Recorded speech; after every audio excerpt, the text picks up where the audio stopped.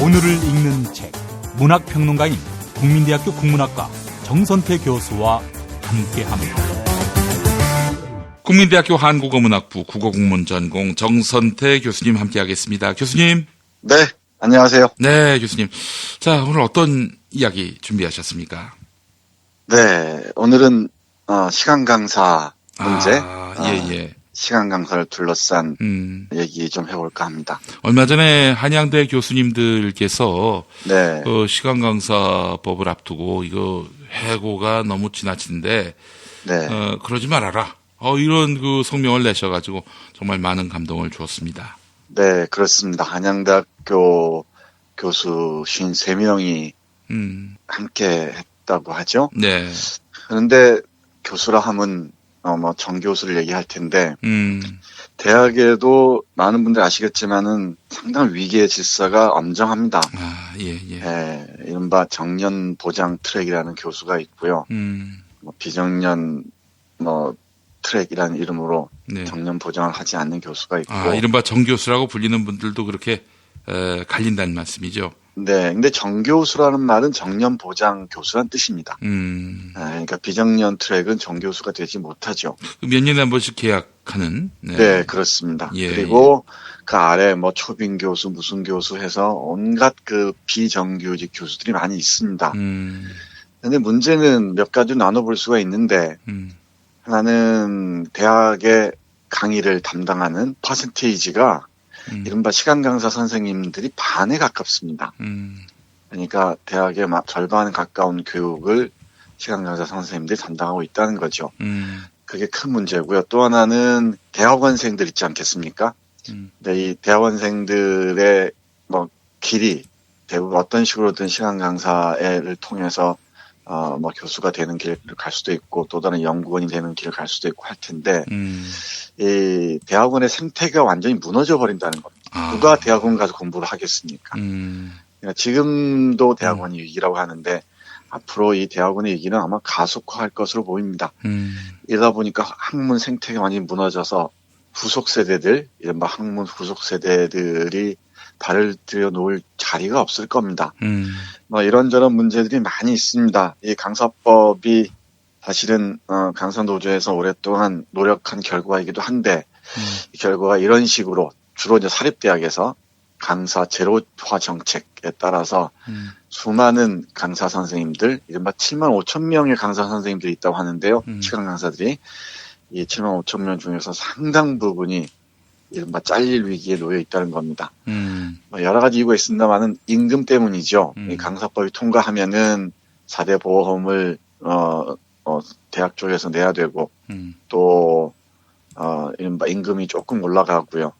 그렇다고 해봐야 1년에 연봉이 1,000만 원 남짓이라고 합니다. 근데 이 1,000만 원 남짓의 임금을 감당하지 않으려고 온갖 꼼수들을 쓰면서 시간 강사를 줄이려고 한다는데 이건 대학이 할 짓이 아니고요, 사실은. 예. 그리고 조금만 장기적으로 보면은 이 시간 강사 선생님들이 잘 살아갈 수 있어야 그리고 안정적으로 학문을 할 수 있어야 대학의 미래뿐만 아니고 한국 사회의 미래까지 어느 정도는 보장할 수 있을 텐데 보통 문제가 아닌 것 같습니다. 제가 이런 문제에 관한 전문가가 아니어서 어떤 법의 문제나 경제적인 문제나 이런 것에 대해서는 잘 모릅니다만은 대학 구성원의 한 사람으로서 걱정스럽지 않을 수가 없습니다.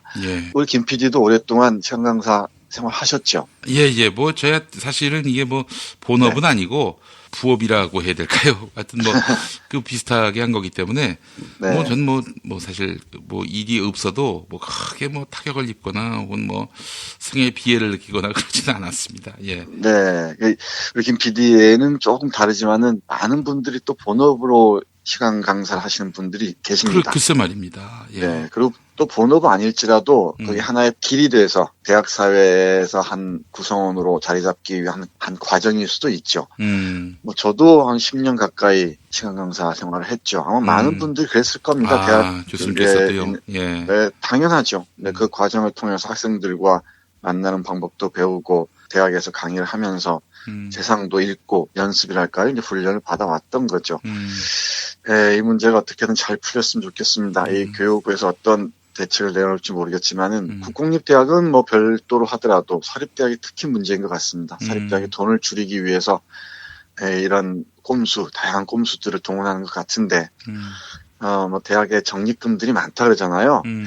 적립금 조금만 쓰면 될 것 같고 또 정부에 조금만 지원하면 어렵지 않게 풀릴 것 같은데, 제가 그 내면까지는 잘 모르는 문제여서 이 정도만 얘기하겠습니다만은 이와 관련해서 오늘은 식민지 시대 동반자 작가 중에 한 사람인 유진호의 김강사와 T 교수라는 작품을 골랐습니다. 김강사와 T 교수. T 교수. 네, 예. 그렇습니다. 마침 우리 시간 강사 문제하고 딱 만나는 작품 같아서 이 글을 골랐는데 어쩔지 모르겠습니다. 이 김강사와 T 교수가 발표된 건 1935년입니다. 1935년이니까 일제강점기도 마지막 그 국면에 접어들 시기죠. 이른바 1931년에 시작된 이 만주사변으로 해서 이제 전시하로 돌입하기 시작하고요. 예. 이 국면에서 조선인과 일본인의 차별도 점점 깊어지기 시작합니다. 예. 제목부터 살펴보면은 김강사는 김시성을 가진 김만필이란 사람입니다. 시간 강사로 S전문학교에 취업을 합니다. 그리고 T 교수는 일본인입니다. 일본인인데 요즘 말로 하자면 정교수인 것 같아요. 예. 정년 보장 교수인 것 같습니다. 근데 이 김강사, 김만필은 동경제국대학 독일문학과를 우수한 성적으로 졸업한 수재입니다. 그런데 아무리 뭐 공부를 잘하고 수재라 하더라도 일단 조선인이라는 문제가 있죠. 식민지 시대니까. 예. 이런 문제들을 식민지 시대니까라고 다 환원해 버릴 수 있지만은 요즘 언어로 바꿔보면은 이른바 명문대학 출신 아니니까. 요즘 이런 말들 쓰죠. 농담인지 진담인지 모르겠지만은 많은 상처가 되는데 지잡대 출신이다. 이런 것들 있죠. 지잡대. 예. 네, 뭐 이런 말들 하면 정말 안 되는데 왜 아무렇지도 않게 쓰는지 모르겠습니다. 제가 나온 학교는 지방이라고 보기에는 조금 좀 애매한 구석이 있습니다. 경기도 용인인데, 네. 근데 저도 지잡대로 분류되더라고요. 일베에서. 그래요? 예. 저는 잘 몰라요. 예. 무슨 대학 나왔는지 모르는데. 예. 근데 참 이런 그 식민시대 때 김만필이 동경제국대학 독일문학과를 우수한 성적 졸업했다는 자체 문제가 되지 않습니다. 여기서. 예. 왜냐하면 조선인이라는 태생적인 문제가 있으니까요. 근데 마치 우리 지금 젊은이들 사이에서는 뭐 젊은이뿐만이 아니겠습니다만은 지방대 나왔다는 게 하나의 낙인처럼 찍혀 있는 것 같아요. 예. 보통 문제가 아니죠. 아무튼 김만필이 그렇습니다. 그리고 또 이런 조선인인데다가 학생 시대 때 문화 비판회라는 이른바 사회주의 문화 운동을 좀 했던 것 같아요. 이런 그 경력이 있다 보니까 이게 함정이 되는 거죠. 뭐 대학 그 강사로 임용되는데도 적지 않은 문제가 되는 겁니다. 그러다 보니까 1년 반 동안이나 이 동경제국대학에서 우수한 성적으로 졸업했음에도 실업자의 시달린 고통을 맛봅니다. 그러다 보니까 안으로 실업자 생활을 하다 보니까 주눅이 들게 마련이고요. 책상 물림티가 툭툭 나는 그런 지식 청년입니다. 그래서 어찌어찌해서 이 어찌어찌가 중요한데 어찌어찌해서 아르마리로 대학 교수를 통해서 또 어떤 행정 관료를 통해서 S전문학교라는 데 시간 강사로 취업이 됩니다. 이 S전문학교는 김강사와 T 교수를 연구한 학자의 글을 보니까 경성제국대학하고 보성전문학교를 합친 정도로 보시면 된다고 합니다. 예. 경성제국대학을 그 당시에는 성대라 불렸거든요. 경성제국대를 줄여서 성대라 불렸습니다. 요즘 성대가 아니고 예. 식민지 시대 때 성대는 경성제국대학의 줄임말이었습니다. 경대라고 하지 왜 굳이 성대라고 했는지. 글쎄요. 이 경대라 그러면 교토제국대학이 있어서 교토의 줄임말이 있어서 그랬을 것 같습니다. 경도니까요. 네. 교토가. 네. 경성제국대학이 제국대학 중에서는 상당한 위상을 갖고 있었습니다. 네, 상당히 중요한 7번째 제국대학이었죠. 이 유진호도 경성제국대학 법문학부 출신입니다. 예. 이때는 법대와 문과대학이 함께 있었거든요. 이 법문학부 출신인데다가 또 시간 강사 노릇을 했습니다. 그래서 그 자신의 경험이 고스란히 배어 있는 것 같습니다. 예. 전문 학교에 어렵게 시간 강사로 취직이 됩니다. 그러면서 이 소설이 시작되는데요. 취직되면은 뭐 합니까? 이 안에 또 위계 질서가 있다 그랬죠. S전문학교 교장이라는 사람이 빡하니 폼을 잡고 있고요. 이 교장에게는 또 온갖 아부를 해야만 살아남을 수가 있습니다. 참 대학이 이래서는 안 되는데 예. 그런 게 뭐 아무렇지도 않게 이루어지는 것 같습니다. 예. 그리고 또 이 T 교수라는 사람이 있다고 그러지 않았습니까? 예, 예. 이 사람이 일본인입니다. 일본인인데 정말 그야말로 이 세속에 찌든 그런 사람입니다. 이 처세에 찌든 사람이고 강자에게는 대단히 약하고 약자에게는 대단히 강한 어떤 뭐 전형적인 인간형인 것 같습니다. 이 세상을 잘 살아가는 처세술에 아주 능숙한 사람 정도로 이해하시면 딱 맞을 것 같습니다. 이 사람은 좀 실력이 있어 보이는 김 강사가 들어오니까 그 사이에서 이간질을 시작하고요. 그리고 학생과 다른 시간 강사, 여기서는 뭐 시간 강사 이런 사람이 나오는데 사이에서 이간질을 시작합니다. 그리고 교장에게 모든 그 정보, 그러니까 김 강사에 대한 모든 정보들을 다 알려줍니다. 알려주고 김 강사에게는 내심 친절한 척 하는 거죠. 당신처럼 젊은 사람들이 힘을 써야지 뭐 하면서 뭐 술도 한 잔 사주고 차도 한 잔 사주고 이럽니다. 이런 상황에서 그나마 세상 물정을 잘 모르고 처세술에 능숙하지 않고 오로지 그 학생들에게만 이 정성을 다하는 우리 그 김 PD와 같은 정말 결기 있는 이런 사람이 견딜 수 있겠습니까? 못 견디죠. 그래서 H과장이라는 자기를 소개해준 사람에게 짐을 들고 와서 찾아가서 아부하고요. 예. 뭐 이런 것들은 못 견디는 겁니다. 못 견디는데 그래도 어쩌겠습니까? 살아남아야죠. 근데 어느 날 결정적인 순간이 다가옵니다. 스즈키라는 학생이 찾아오는데 물론 일본 학생이죠. 일본 학생이 찾아오는데 아마 뜻이 있는 학생이었던 것 같습니다. 당시에 히틀러 체제를 비판하고요. 독일 문학에 대해서도 상당히 깊이 있는 조예를 갖고 있는 학생입니다. 그러면서 김 강사에게 우리 학생들을 좀 도와주십시오라고 청합니다. 상당히 그 뜻이 있는 학생이었던 것 같습니다. 그럴 수 있죠. 근데 우리 김 강사는 이 스즈키가 어쩌면 그 T 교수나 학교의 스파이일 수도 있다라고 의심합니다.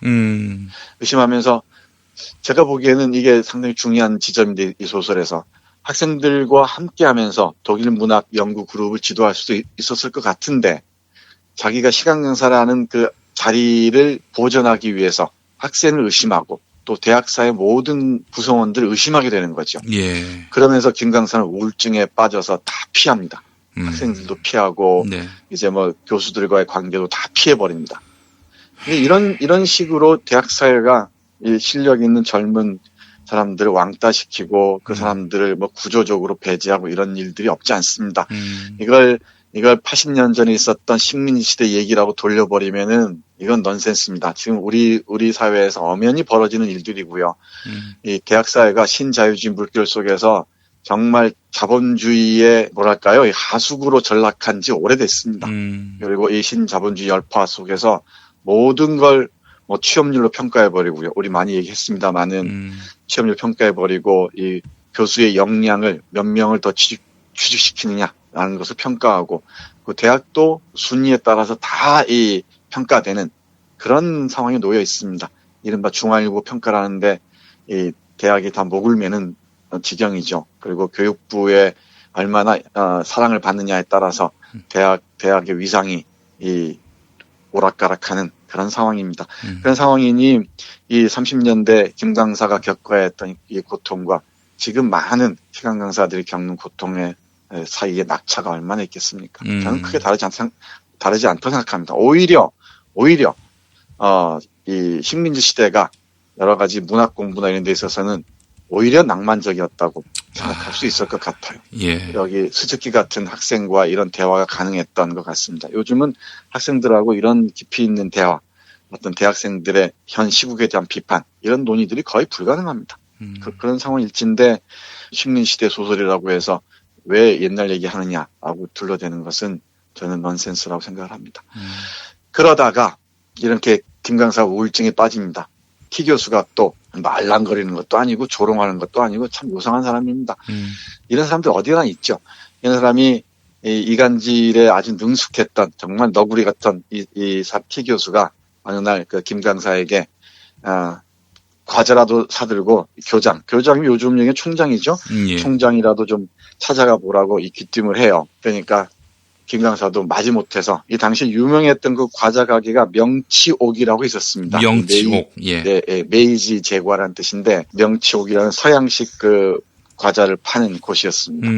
이걸 한 상자 사가지고 찾아가 볼까 합니다. 이게 요즘 얘기하면은 뇌물을 좀 준비하는 거죠. 과자 한 상자를 사서 망설입니다. 근데 자신의 그 양심적인 갈등이 있었겠죠. 그러다 결국은 친척 아주머니한테 줘버리고서는 찾아가지 않습니다. 그러고 나서 이제 겨울방학이 되고 개학이 됐습니다. 네, 여러 가지 상념으로 지쳐가겠죠. 제가 결국 마지막에는 교장과 H과장을 만나는데 특히 H과장, 자기를 소개한 사람이기도 합니다만은 만나면서 왜 자신의 이력을 숨겼느냐면서 뭐랄까요. 아주 호통을 칩니다. 자신의 이력이란 앞에서 얘기했듯이 대학 시절에 문화비판회에서 좌파 문학을 연구했다는 것, 그리고 이 사회주의적 활동을 했다는 것입니다. 그 마지막 부분 잠깐 읽고 마무리하겠습니다. 예. 그는 김만필이 방에 들어서자 대고 쏘았다. 김만필은 너무나 의외해서 어쩔 줄 모르다가 겨우 대답하였다. T 말이 과장께서 만나자고 하신다기에 이 T는 T 교수입니다. 예. 만나자고 해야만 만나겠나. 기날 때는 자꾸 찾아오고 자네한테 일 없이 되니까 발을 뚝 끊는 그런 신뢰의 경우가 어디 있나. 그러기에 조선 사람은 배은망덕을 한다고들 하는 게야. 잘못되었습니다. 김만필은 앉지도 못하고 과장 앞에 고개를 숙이고 서 있다. 하녀가 차를 가져왔다. H과장은 노한 소리를 한층 높여 자네는 또 그런 경우가 어디 있나. 나는 자네만 믿었지. 남을 그렇게 감쪽같이 속여 남의 얼굴에 똥칠을 해주는 그런 법이 어디 있나. 제가 과장님을 속이다니요. 속이다니요? 자네는 나한테 와서 취직청을 할 때 뭐라고 그랬어? 사상방면에는 절대로 관계없다고 그랬지. 그래, 그렇게 남을 감쪽같이 속이는 데가 어디 있나. 올 것이 왔다. 라고 김만필은 생각하였다. 그러나 이렇게 되고 보면 어디까지 한번 버텨보는 수밖에 없었다. 무슨 말씀인지 저는 잘 모르겠습니다. 저는 사상이니 무언이 그런 것은 아무것도 모르고 더군다나 과장님을 속이다니요. 그건 천만의 말씀입니다. 무엇 그래도 자네는 날 속이려나? H과장은 소리를 버럭 지르며 찻종을 덜그럭하고 놓고 의자를 뒤로 때밀며 몸을 벌떡 젖혔다. 그때 이웃방으로 통하는 문이 열리며 언제나 일반으로 봄물결이 넘실넘실하듯 온 얼굴에 벙글벙글 미소를 띤 T 교수가 응접실로 들어왔다. 네, 이렇게 마무리됩니다. 여기 H과장이 이제 우리 김 강사의 취업에 아주 혁혁한 중요한 기여를 한 사람인데요. 이렇게 해서 김 강사는 쫓겨나는 상황에 처하게 됩니다. 예. 이것도 T 교수가 다 조종했던 얘기는 앞에서 말씀드렸던 것과 같습니다. 이런 식으로 조선인이면서 사회주의 운동을 했다는 이유로 이 실업 상태에 있다가 어렵게 S전문학교에 취업을 했는데 시간 가서 취업을 했는데 이것마저도 이 T 교수라는 아주 교활하고 처세에 능숙한 사람의 이간질 때문에 쫓겨나게 되는 김 강사의 운명이 요즘 많은 우리 한국의 시간 강사 선생님들의 표정과 겹치면서 다시금 떠오릅니다. 해서 오늘 유진호의 김 강사와 T 교수 소개해드렸습니다. 예. 아이고 교수님 그 학교 현장에 계시니까 네. 대학 강사 선생님들의 고충을 잘 아실 텐데 어떻게 바뀌어야 될까요? 잘 알 뿐만 아니고 제가 직접 겪기도 했고요. 네. 또 많은 그 시간 강사들이 글을 쓰기도 하고 또 자결을 하기도 하고 그랬었죠. 아이고, 예. 보통 문제가 아닙니다. 예. 근데 이 문제는 정말 그 사회적 대타협이 필요한데 한국 교육의 그 구조적인 문제여서 어디서부터 해결할지 난감한데 이 구조적인 문제의 출발점이 뭐냐면은 한국 대학 교육을 너무나 많은 그 퍼센테이지를 사립대학이 담당하고 있다는 거예요. 그래요. 맞아요. 네. 네. 이게 이 사립 유치원 문제가 요즘에 문제가 되지 않습니까? 네. 이게 사립 유치원 문제보다 훨씬 더 심각한 게 어쩌면 사립대학 문제인지도 모릅니다. 예. 예, 이게 정말 고질적이어서 사립대학의 뭐 대학교육, 고등교육을 맡겨놓다 보니까 너무나 많은 문제에서 이 사립대학의 구조적인 문제들을 감싸왔죠. 교육부에서. 예. 그래서 그러다 보니까 뭐 제가 몸담고 있는 학교는 좀 덜한 편이라고 합니다만은 정말 사립대학 문제가 얼마나 심각합니까? 그 재벌들이 이 인수해서 그걸 뻥튀기 해서 다시 되파는 어떤 부동산 투기의 일환으로 대학을 생각하는 경우가 얼마나 많습니까? 예. 뭐 특정해서 미안합니다만은 중앙대학이 그렇죠. 두산이라는 재벌이 인수해서 정말 대학을 요상한 방향으로 끌어가는 대표적인 사례입니다. 예. 그리고 기업의 입에 맞는 인재들을 양성하기 위해서 대학을 재벌이 인수하는 경우도 많이 있죠. 예. 거기에 또 대학이 거기에 딱 맞춰가고 기업이 요구하는 인재를 양성하는 게 대학 교육의 목표가 돼버리는 이게 구조적인 문제인 것 같아서 해결 방법이 참 쉽지 않겠습니다만은 크게 봐서는 엉뚱한 소리입니다만은 남북 평화를 통해서 아낀 재원을 대대적으로 대학에 쏟아붓고요. 아하. 그리고 이 공교육화 과정으로 가는 방법밖에 없습니다. 예. 그리고 이 시간 강사 선생님들 다 이런 다는 경제적으로 뭐 어렵겠지만은 정말 대대적인 지원 활동을 펼치지 않으면은 이 문제는 해결되지 않을 거라 생각합니다. 대단히 미안합니다만 이 문제를 제가 정확히 잘 모르겠어서 공부를 좀 더 해보겠습니다. 아, 예, 알겠습니다. 예, 대학 교육이 부실한데 대학에서 나온 인재들이 내실이 있을 거라고 기대하기는 또 쉽지 않고요. 예. 네, 맞습니다. 예, 이건 맞습니다. 뭐 당연히 공공의 문제로 봐야 될 것이 분명해 보입니다. 네. 자, 정선태 교수님 오늘 말씀 잘 들었습니다. 네, 고맙습니다.